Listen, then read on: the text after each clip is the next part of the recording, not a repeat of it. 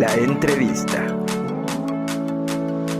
Abayubá Duché, una maestría más en Relaciones Internacionales, habla por parte de SB. Y Chumel ocupa esta situación para hacer una especie de denuncia de censura de la libertad de expresión. Que no suframos discriminación por raza, género, estatus socioeconómico, tono de piel, etc. Mira, como bien lo dices, se ha vuelto un poco caricaturesco. México es uno de los países más violentos para los mujeres. Por un lado está el tema del racismo y además tenemos solamente en 2019 609 agresiones contra periodistas. El segundo país más violento para periodistas en el mundo. Esta ola de violencia se llevó consigo la vida de muchos periodistas. ¿Colaboras con un tomo en un libro?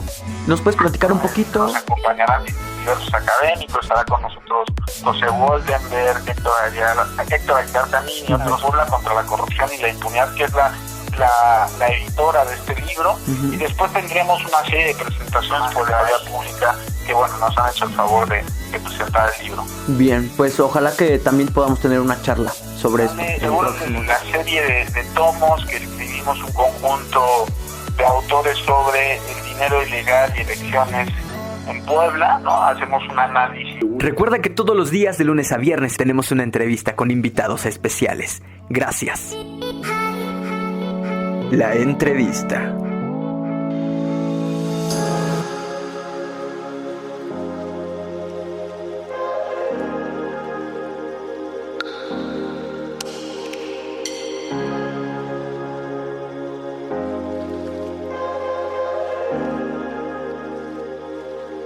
Me dice producción que ya tenemos en la línea telefónica.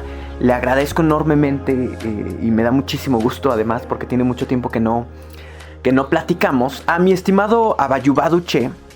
Él es licenciado en Ciencias de la Comunicación por parte de la Benemérita Universidad Autónoma de Puebla. Además es maestro en Gobierno y una maestría más en Relaciones Internacionales. Habla por parte de SB, que es una ONG, que se encarga de medir algunos indicadores sobre el estatus de nuestro país. Ok, ¿cómo estás, Abayubá? Muy buenos días, bienvenido. Oliver, un gusto estar contigo, gracias por invitarme. ¿Cómo has estado? Nosotros estamos muy contentos de tenerte y además los agradecidos somos nosotros. Nos vas a hacer el enorme favor de tocar este tema en función de la libertad de expresión, ¿no? Y para poner un poco en contexto, hace algunas semanas, creo que días en realidad, se da una explosión ahí en redes sociales sobre el tema de un creador de contenido que se llama Chumel Torres, donde se encarga de hacer una serie de comentarios racistas, discriminatorios. Ok, Conapred lo invita a un foro. Resulta que este foro se cancela por la presión que ejerce mucha gente para pedir que quiten a Chumel Torres como un ponente dentro de este foro. Y Chumel ocupa esta situación para hacer una especie de denuncia de censura de la libertad de expresión. ¿Qué podemos entender de todo esto que está ocurriendo, Abayubá? Pues mira, como bien lo dices, se ha vuelto un poco caricaturesco lo sucedido hace una semana y media aproximadamente, ¿no? Por diversas razones. Primero porque el CONAPRED, como el ente responsable de garantizar que todos y todas las mexicanas tengamos las mismas oportunidades y que no suframos discriminación por raza, género, estatus socioeconómico, tono de piel, etcétera, podría esperarse que es la institución que intentaría llevar a cabo políticas dirigidas a cumplir con su objeto, ¿no? Y probablemente la invitación que se le hizo a Chumel Torres rompía un poco con la idea que la mayoría de los ciudadanos tenía sobre las responsabilidades del CONAPRED. En ese sentido, era de esperarse que hubiera una reacción de este tipo, ¿no? Y ahí surgen dos espacios de debate que comúnmente se mezclan y enturbian la conversación. Por un lado está el tema del racismo y el clasismo. Es un tema independiente a la libertad de expresión, ¿no? Y que tiene sus propias condiciones, su propio funcionamiento. Después está justamente de la libertad de expresión. Yo voy a empezar primero por el segundo. Me parece importante también ver las razones por las que el mensaje de Chumel, que exige libertad de expresión o que acusa falta de libertad de expresión Censura. tiene resonancia en la sociedad, ¿no? México es uno de los países más violentos para los periodistas, no de ahora, desde hace mucho rato, desde que se inició con eso que llamamos la guerra contra el crimen organizado en 2007.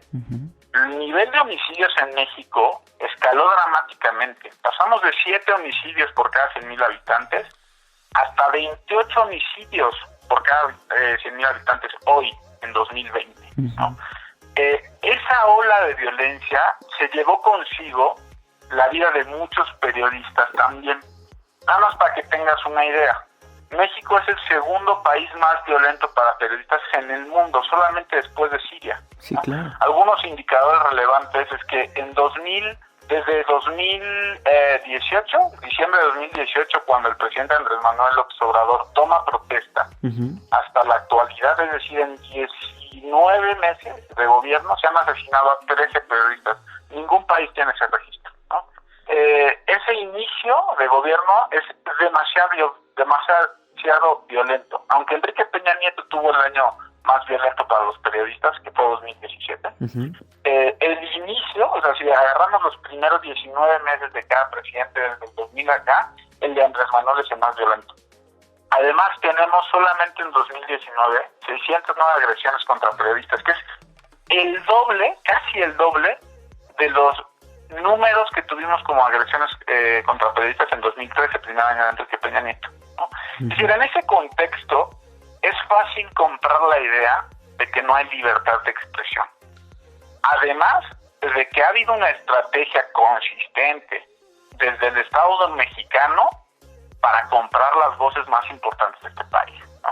Si bien la publicidad oficial se redujo significativamente en el primer año de 2019, pasó de poco más de 10,000 millones de pesos que se gastaron en el último gobierno de Enrique Peña Nieto a alrededor de 3,500 millones de pesos en 2019, también es cierto que la asignación de ese recurso por carácter de publicidad oficial sigue careciendo de mecanismos transparentes y claros. Por ejemplo, solamente 3 medios concentraron el 70% de esos recursos: Televisa, TV Azteca y La Jornada, ¿no? Entonces es difícil creer que esa asignación de dinero no repercute directamente en la editorial de los medios de comunicación. Ese es por un tema, ¿no? O sea, en la libertad de expresión. ¿Por qué es creíble que no hay libertad de expresión?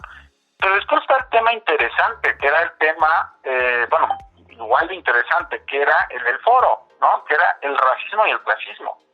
Y ahí sí tenemos un debate pendiente muy importante que la sociedad mexicana no ha querido abordar, ¿no?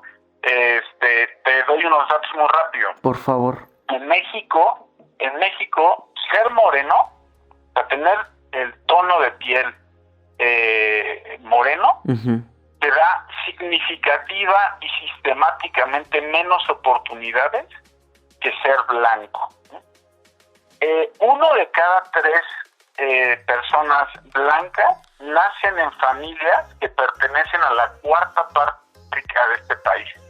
Es decir, el piso del que inician las personas blancas suele ser mejor porque es 52% más que los morenos y 103 veces más que la gente de tez más oscura, morena. Es decir, ser blanco, solamente ser blanco, suele darte una serie de beneficios que los demás no tienen. No porque seas más inteligente, porque te esfuerces más, porque trabajas más horas. No. El simple hecho de nacer con la tez clara te da más oportunidades que a un moreno. Claro, hablando en cuestiones educativas, de salud, laborales, económicas, incluso culturales, ¿no? Definitivamente.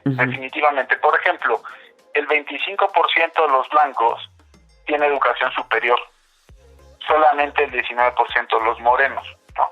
Y luego, si quieres ver algo, normalmente en los estudios sobre discriminación hay un concepto muy utilizado que es la interseccionalidad. La interseccionalidad la podemos entender como el conjunto de características que definen genética, social y socioculturalmente a un individuo, ¿no? Entonces, hay ciertas categorías que dan o quitan privilegio. Por ejemplo, ser mujer sistemáticamente quita privilegios. Una mujer blanca tiene menos oportunidades que un hombre blanco.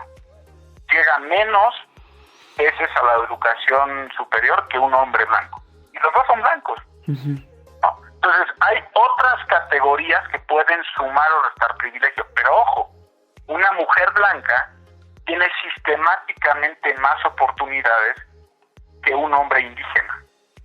Entonces, poder contrastar las realidades de los individuos implica hacer un esfuerzo mucho más importante por entender cuáles son esas grandes categorías que terminan por dar o quitar privilegio a los individuos, ¿no?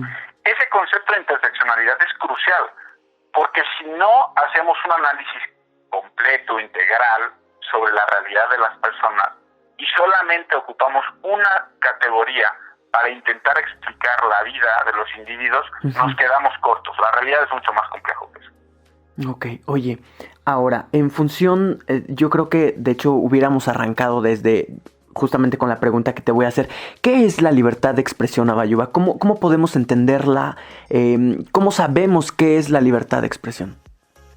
Pues mira, la libertad de expresión está incrustada en diversos documentos de carácter jurídico que rigen perfectamente bien ese derecho. En la Constitución mexicana, el artículo 6 y el artículo 7 son relativos a la libertad de expresión, y además México ha firmado y ratificado diversos instrumentos internacionales en donde nosotros asumimos la responsabilidad de garantizar la libertad de expresión. Uno de esos es el Pacto Internacional de Derechos Civiles y Políticos. La libertad de expresión en todos esos documentos puede ser entendida como la capacidad que los individuos tienen para expresar ideas y opiniones sin que sean vulneradas, ¿no? Esas capacidades por motivos de cualquier tipo. Ahora, hay una distinción importante entre libertad de expresión y un discurso de odio, ¿no? Y esa línea es muy delgada y muy difícil de definir, porque la libertad de expresión, como ya lo dijimos, es la capacidad que cualquiera de nosotros tiene para decir lo que piensa, ¿no? Si yo pienso que un equipo es mejor que otro, si yo pienso que una religión es mejor que otra, si yo pienso que un político o un partido político es mejor que otro político o partido político, es parte del ejercicio de mi libertad de expresión, ¿no? Si yo estoy a favor de una ideología o de otra. Ahora, eso no quiere decir que la libertad de expresión no tenga un cuadro que delimite perfectamente bien el espacio en el que podemos movernos los individuos. Y es ahí donde surge la gran discusión. Un discurso de odio es un discurso que explícitamente invita a un tercero a cometer actos en contra de la vida, dignidad, moral o supervivencia de otro individuo. Es decir, si yo trato de proteger mi libertad de expresión diciendo que todas las personas de tez oscura deberían ser asesinadas, evidentemente estoy jugando un doble juego. Eso es a todas luces racismo y es un delito además, ¿no? O sea, está consagrado en la Constitución, está en la ley para prevenir malos tratos, se me fue ahora el nombre exacto, y está también en los instrumentos internacionales. Es decir, hay una pequeña línea ahí, ¿no? ¿Cuál debería ser el criterio para separar libertad de expresión de un discurso de odio? Cuando los comentarios de un individuo están dirigidos a menoscabar explícitamente a un grupo social, ¿no? Entonces, cuando yo voy y digo, eres un pinche naco, ¿no? Que es una expresión que ocupamos todos, muchas veces, ¿no? Cuando ocupamos esa expresión, estamos ejerciendo un discurso de odio, no estamos ejerciendo un derecho a expresarnos libremente. ¿Cómo se comprende esta parte? Es decir, ¿qué no estamos entendiendo de la libertad de expresión? ¿Qué no nos está quedando claro en función de este tema? hay muchas cosas que no nos están quedando claro. Una es la propia definición y sus límites, ¿no? La libertad de expresión es un derecho fundamental en cualquier democracia. Además, de hecho, universal. Es un derecho universal, ¿no? Es un derecho humano, primero, pero además es un requisito indispensable para que una democracia sea tal, ¿no? Normalmente cuando nosotros estudiamos teoría clásica de la democracia, decimos, bueno, la democracia implica división de poderes, que un solo individuo no concentre todo el poder, implica que haya un control de legalidad, o en nuestro caso de constitucionalidad, ¿no? Implica que las personas puedan ir a votar sin ser reprimidas, etc, etc, etc. Bueno, pues entre esas características de la democracia está la de la libertad de expresión, y de hecho los padres fundadores de Estados Unidos, que son nuestra referencia inmediata de democracia liberal, pensaban que los medios de comunicación, ¿no? Los medios de prensa en aquel momento, eran cruciales para ejercer como contrapesos del sistema político. Es decir, los medios de comunicación son parte indispensable de una democracia, ¿no? Pero eso no quiere decir ni que los medios de comunicación, ni que los opinadores, ni que los youtubers, ni que los influencers tengan la posibilidad de mentir, sistemáticamente, porque le quitas el derecho al ciudadano de conocer la verdad. La información real. Es un derecho, es el derecho de información, por supuesto.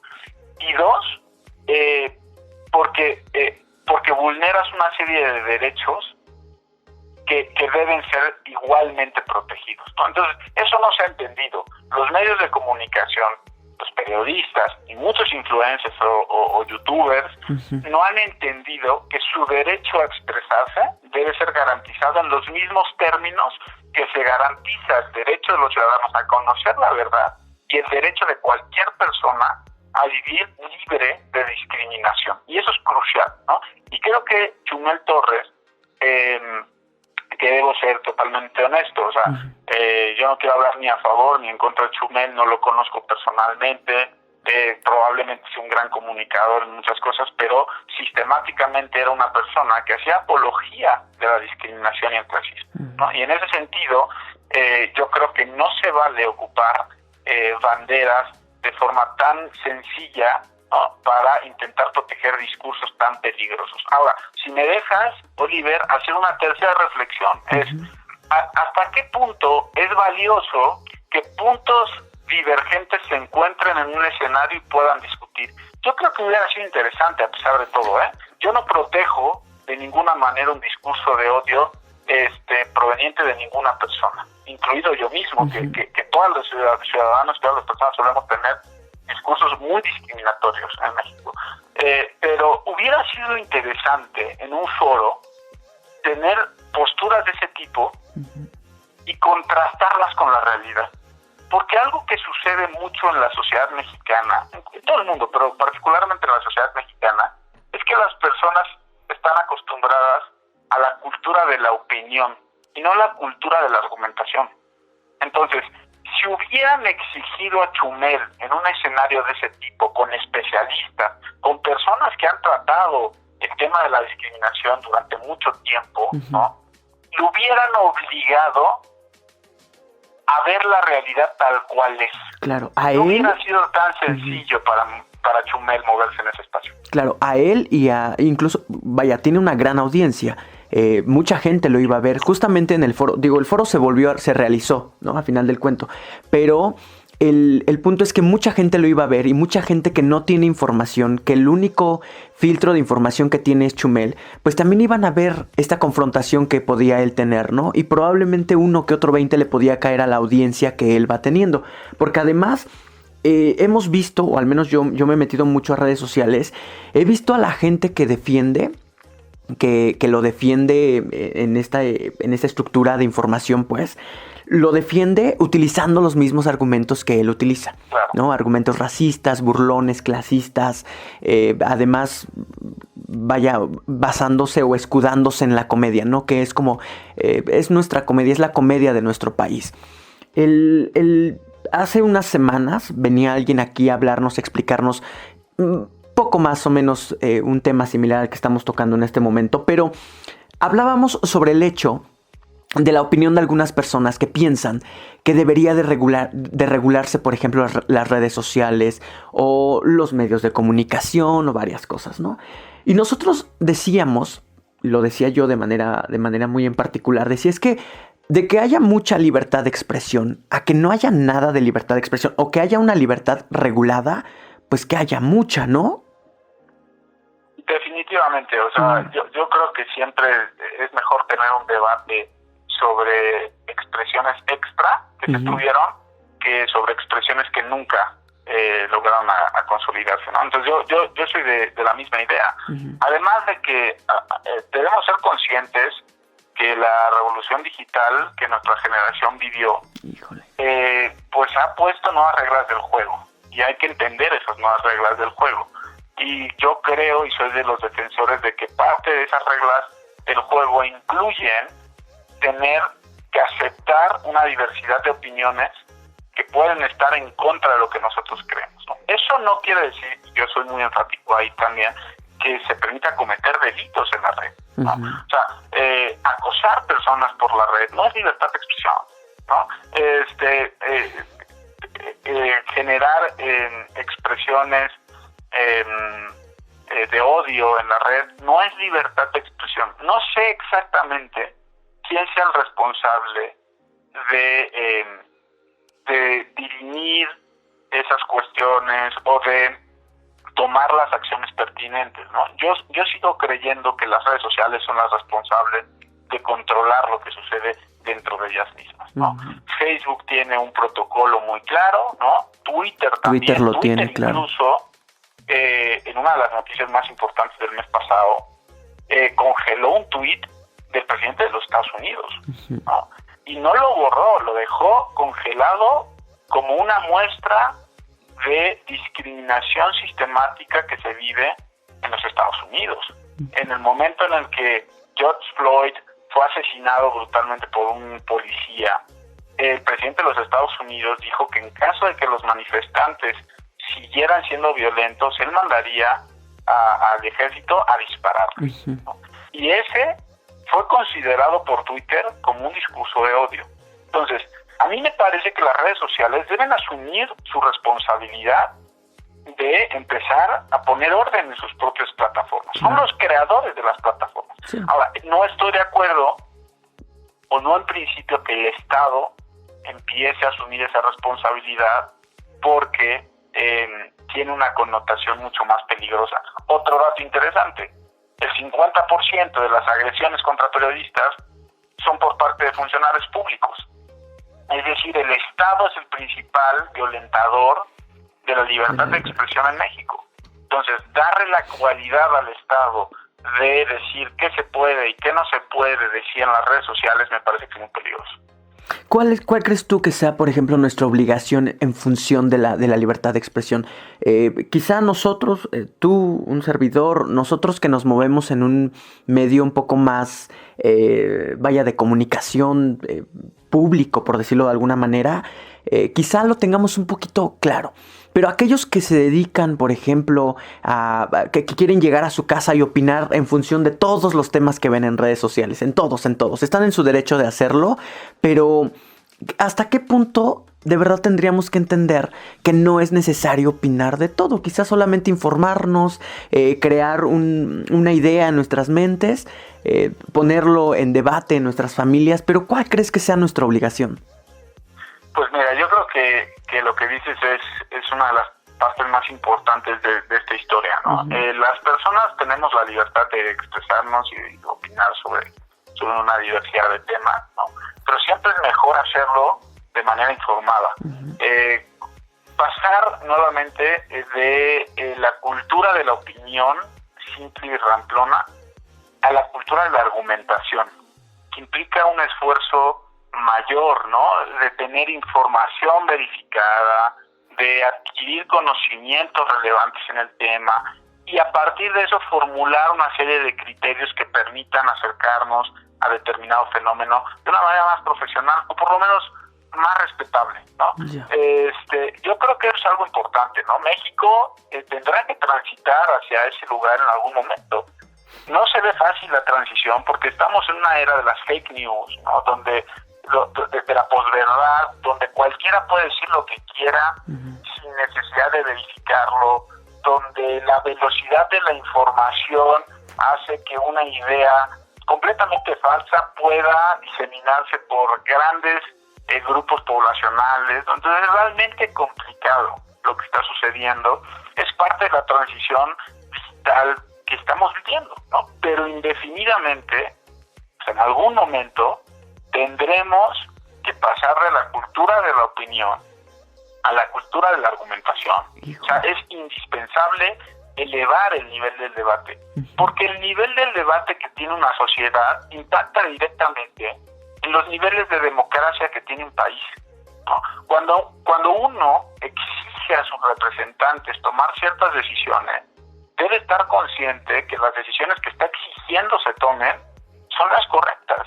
Y la única manera de saberlo es tener información verificada, estar bien documentado, tener conocimientos apropiados en el tema, ¿no? Entonces, a mí me parece crucial ese salto. Ese salto existió en distintos momentos de la historia, ¿no? O sea, el inicio del siglo XX, con el surgimiento de la televisión, de la radio, y con su coexistencia con 2 guerras mundiales, donde la propaganda jugó un rol fundamental, ¿no?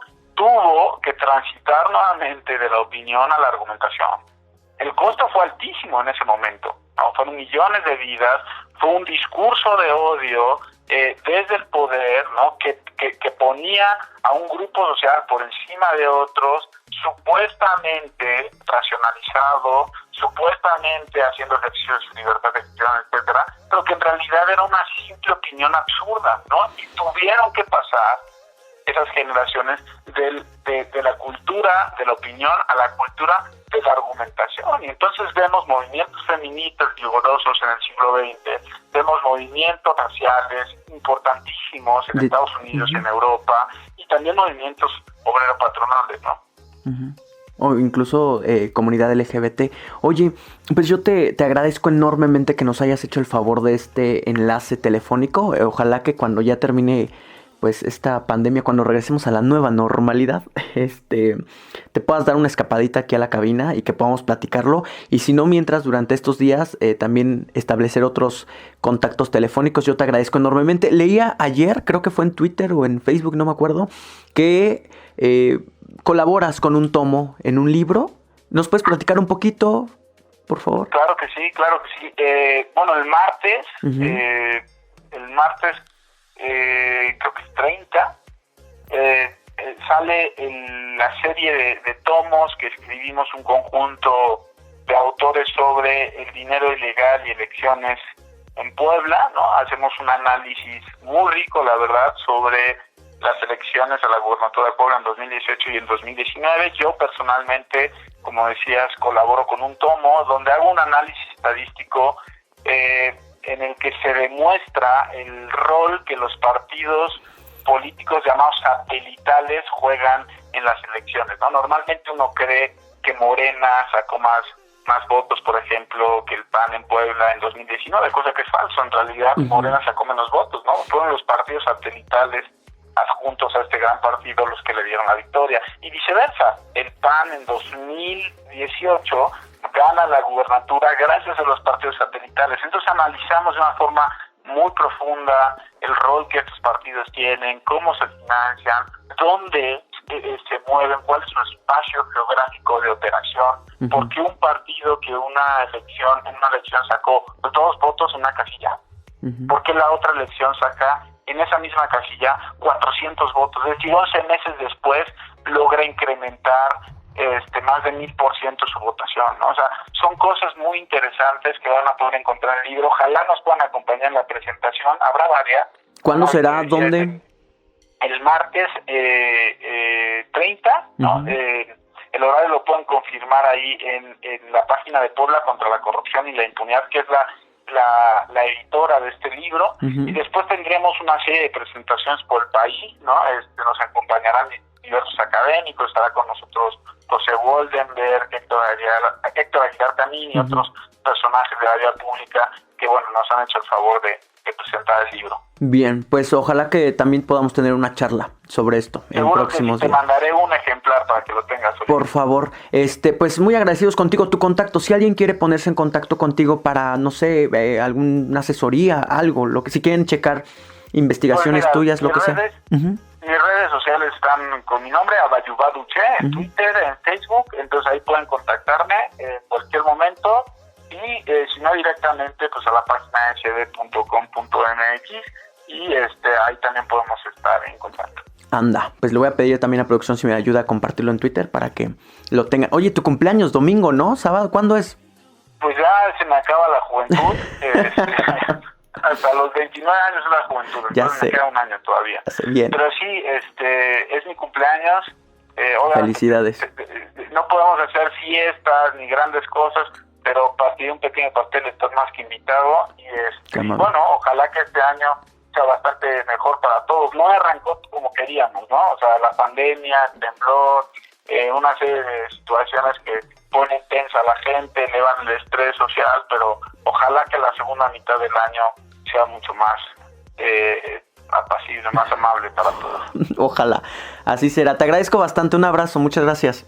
Uno de vuelta, Oliver, saludos. Ahí lo tienen, él es Abayubá Duché, nos hace el enorme favor de explicarnos acerca de la libertad de expresión. Recuerden, es licenciado en Ciencias de la Comunicación por parte de la Benemérita Universidad Autónoma de Puebla. Además es maestro en gobierno y también en relaciones internacionales. Rapidísimo nada más, vayan corriendo a nuestras redes sociales, estamos en Facebook, en Twitter, en Instagram, en YouTube y en Spotify. Vamos un poquito atrasados con nuestra pausa comercial. Nuevamente hablar sobre el martes sale la serie de libros en la que colabora Abayubá con un tomo. Ojalá que trataremos de tener la información aquí. Vamos rapidísimo al corte. Pueden revisar todas las entrevistas que tenemos en Spotify. Yo soy Israel Oliver y regresamos. Gracias.